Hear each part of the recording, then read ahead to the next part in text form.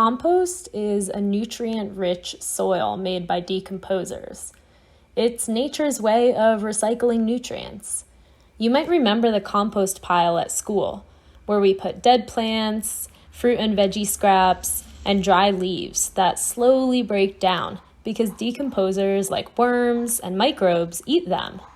Then we use the compost to feed the garden. Here are the supplies you need to make a compost bag at home. Greens provide the nutrient called nitrogen, and I like to use food scraps like coffee grounds, banana peels, and kale leaves. Browns provide the nutrient called carbon, and they can be a paper egg carton, cardboard, and old dry leaves.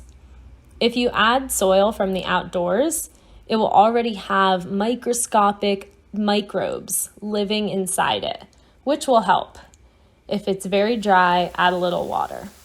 Finally, you'll need a bag so you can watch everything break down and a straw.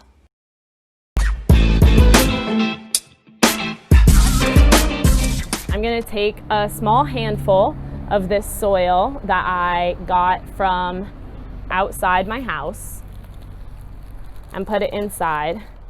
You don't need a lot, about this much, a small handful is enough. Then I'm going to add some of my browns. It's important to rip up everything you use into small pieces because that will help it decompose faster. So I'm going to take these leaves and rip them up.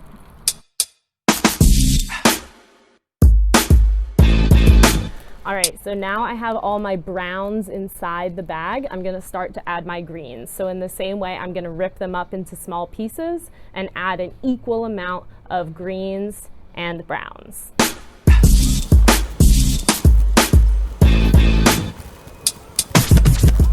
Now that we've got all of our greens, browns, and outdoor soil in our bag, what we're gonna do is zip it up and give it a really good shake.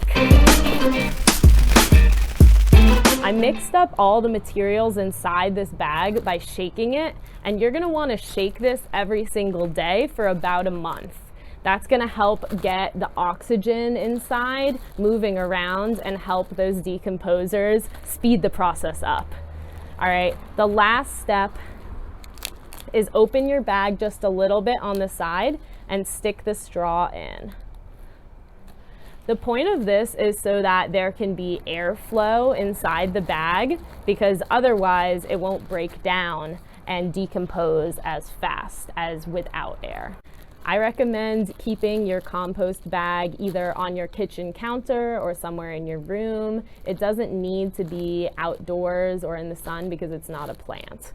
All right, so good luck with your compost, and in a few weeks to a month, you should have some amazing decomposed soil full of nutrients to give to your plants. Until next time, keep on growing.